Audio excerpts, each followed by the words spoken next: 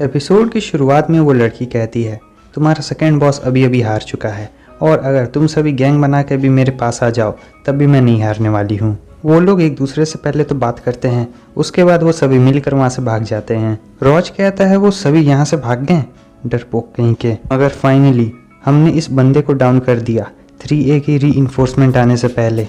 चलो अब यहाँ से कहीं और चलते हैं। रॉज कहता है नहीं, हम पहले उस बंदे को ठीक करेंगे। सीन चेंज होता है, हमें 3A के बॉस को दिखाया जाता है जो कि काफ़ी गुस्से में होता है और कह रहा है कि सचमुच तुम लोग वहाँ से डर के भाग आए और तुमने सेकंड लीडर को पीछे छोड़ दिया। उसके सभी बंदे उससे माफ़ी मांगते हैं।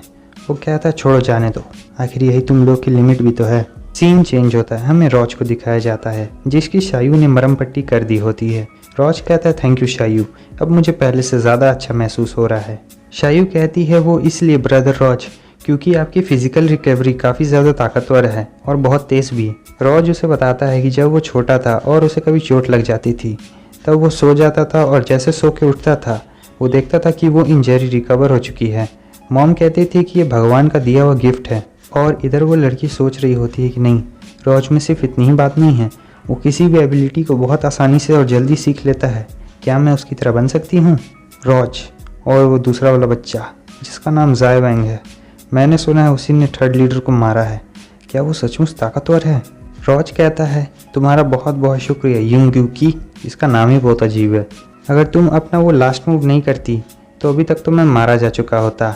अच्छा है कि तुम मेरे पीछे से नज़र रख रही थी। वो थोड़ा शर्माने लगती है और कहती है कि दूसरों की मदद करना एक कॉमन सेंस वाली चीज़ है और मैंने जब उसे डाउन किया तुमने ही पहले बहुत सारा काम कर दिया था, इसलिए मुझे शुक्रिया मत कहो। रॉज कहता है फिर भी तुम काफ़ी मददगार साबित हुई। जब वो ये बातें कर रहे थे तभी हम देखते हैं कि उनका लीडर वहाँ पे आता है और दीवार तोड़ते हुए रॉज को एक जोरदार की किक मारता है। वो लोग सीधे बाहर वाले ग्राउंड में पहुँच जाते हैं लेकिन रॉज किसी भी तरह अपने आप को संभाल लेता है। रॉज कहता है कि आखिर तुम कौन हो, लेकिन वो उसका कोई जवाब नहीं देता है। वो फिर से आता है अपने खतरनाक पंजों के साथ और रॉज पे हमला करता है, लेकिन इस बार रॉज उसके हमलों से बहुत क्लोजली बच जाता है। रॉज अपनी स्पिरिचुअल एनर्जी को बढ़ाने लगता है और फिर वो उसे एक ज़ोरदार मुक्का मारता है। उनके लीडर को कुछ भी नहीं हुआ होता है, वो मुक्का उसके लिए कुछ भी नहीं था।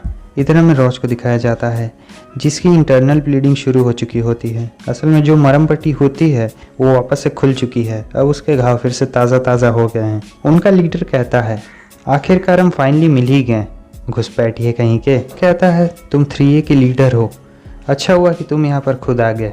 रॉज फिर से फाइटिंग पोजीशन में आ जाता है और वो अपने मन में सोच रहा होता है इसे मेरी इंजरीज के बारे में पता नहीं चलनी चाहिए। वो कहता है कि तुम काफ़ी ज़्यादा यंग हो, सो लॉगी कॉलेज में तुम्हारे तरह के और भी मॉन्स्टर्स हैं।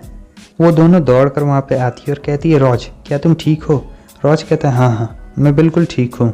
वो लीडर उस लड़की को देखता है और कहता है लगता है हम आई टू आई ऐसे नहीं देख सकते हैं, मैं तुम्हें इसके बाद सारी बातें समझा दूंगा, सबसे पहले मुझे इससे निपट लेने दो। रॉज कहता है वेल अगर ऐसी बात है तो चलो इस मैटर को जल्दी से जल्दी यहीं पर ख़त्म करते हैं। वो बॉस अपनी फाइटिंग स्पिरिट को और भी बढ़ा लेता है और कहता है 3A के लीडर होने के नाते मैं एंग्री ईगल तुम्हें कुछ एडवाइस देना चाहता हूँ कि तुम हमेशा अपनी जगह याद रखना। हमें इस मैटर को सॉल्व करने के लिए ये लड़ाई करनी ही पड़ेगी।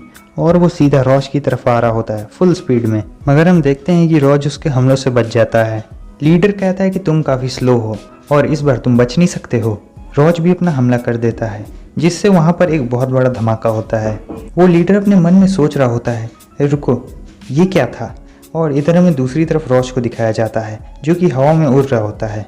वो लीडर अपने मन में सोच रहा होता है उसने अपनी स्पिरिट एनर्जी को ज़मीन पे शूट किया और हवा में उड़ गया ताकि वो एक शॉकवेव बना सके और मेरे हमले से बच सके। ये बच्चा काफ़ी समझदार लगता है, इसमें कोई हैरानी की बात नहीं है कि क्यों मेरा दूसरा भाई इसे हरा नहीं पाया, मगर मैं तुम्हें कोई दूसरा मौका नहीं देने वाला हूँ। और फिर से वो अपनी फुल स्पीड के साथ रॉज पे हमला करने के लिए जा रहा होता है।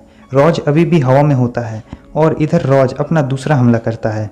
रॉज वही हमला करता है जो उसने उस सेकंड लीडर से सीखा था और इस हमले को देख के वो फर्स्ट लीडर भी हैरान हो जाता है। रॉज उस पर हमला कर देता है और वो भी रॉज की तरफ आगे बढ़ रहा होता है। वो लड़की अपने मन में सोच रही होती है कि ये बैटल मेरे लेवल से काफ़ी ज़्यादा ऊपर है। इधर शायू घबरा रही होती है कि ये बैटल बहुत ज़्यादा इंटेंस होती जा रही है और ब्रदर रॉज के जो घाव हैं वो और भी ज़्यादा खुलते जा रहे हैं। फर्स्ट लीडर कहता है कि काफ़ी अच्छी मूव थी तुम्हारी। रॉज कहता है तुम्हारी भी, और वो लगातार एक दूसरे पे हमला करते जा रहे होते हैं। मगर तभी रॉज को अंदर से कुछ महसूस होता है कि उसके अंदर बहुत दर्द हो रहा है और फिर उसके नेक्स्ट सीन में हम देखते हैं कि रॉज बहुत बुरी तरीके से घायल हो जाता है। मगर रॉज अभी भी ज़मीन पे गिरता नहीं है, वो अपने पैरों पे खड़ा होता है किसी भी तरह। रॉज की हालत काफ़ी ख़राब हो चुकी होती है, लेकिन वो फिर से अपनी स्पिरिट एनर्जी को बढ़ाता है और वही वाला मूव फर्स्ट लीडर पे चलता है। लेकिन इस बार हम देखते हैं कि उस मूव का फर्स्ट लीडर पे कोई भी असर नहीं होता है। वो लड़की कहती है, क्या जिस अटैक ने इनके सेकंड लीडर को हरा दिया था वो अटैक इनके लीडर को ज़रा सा भी खरोच नहीं दे पाया। वो लीडर उससे कहता है, तुम अपने स्पिरिट को मुझ में इंजेक्ट करना चाहते थे और फिर एक साथ उन सभी को मेरे शरीर से बाहर निकाल देते, वो भी एक टाइम पे, ताकि ये मुझे एक्सटर्नल और इंटरनल डैमेज दोनों दे सके। क्या मेरा भाई इसी मूव से हार गया था? लेकिन क्या तुम जानते हो कि ईगल्स के पास कौन सी एडवांटेज होती है? कि ईगल्स के पास काफ़ी तेज़ आंखें होती है और जब मैंने पहली बार तुम पे हमला किया था तभी मैंने तुम्हारी इंजरी को भी देख लिया था। अब तुम अपनी इंजरी की वजह से वहाँ से थोड़ा सा भी नहीं हिल सकते हो। मैं तुम्हारी थोड़ी सी इज्जत करता हूँ, इसलिए मैं तुम्हें बहुत तेज़ी से मार दूंगा। इधर ये बंदे अपने बॉस के वार स्पिरिट को देख के काफ़ी ज़्यादा खुश हो जाते हैं कि आखिर बॉस ने उसे बाहर निकाल ही लिया, अब इस बच्चे का खेल ख़त्म है। हम देखते हैं कि वो बंदा रॉज की तरफ काफ़ी तेज़ी के साथ आगे बढ़ रहा होता है और इस बार उसकी पावर भी पहले से 2 गुना होती है। इधर रॉज अपने मन में सोच रहा होता है कि मैं तो खड़ा भी नहीं हो सकता हूँ। जैसे ही वो रॉज को मारने वाला होता है वहाँ पे जाय आ जाता है और उसका हाथ पकड़ लेता है। जाय कहता है, मेरे पास तुम्हारे लिए एक लेटर है। वो लीडर कहता है कि मैं तुम्हें भी मार दूंगा, मैं तुम्हें नहीं छोड़ने वाला हूँ। हम देखते हैं कि वो काफ़ी तेज़ी से जाय पे हमला करता है। वो बॉस मुस्कुराता है और कहता है, लगता है मैंने उसे मार दिया। लेकिन हम देखते हैं कि जाय उसके पीछे आ जाता है और कहता है कि तुम्हारे ये बेकार के हमले। वो लीडर अपने मन में सोच रहा होता है कि आखिर ये मेरे पीछे कब आ गया, आखिर इस बंदे की एबिलिटी क्या है। जाय उससे कहता है, तुम 3A के हेड हो, क्यों?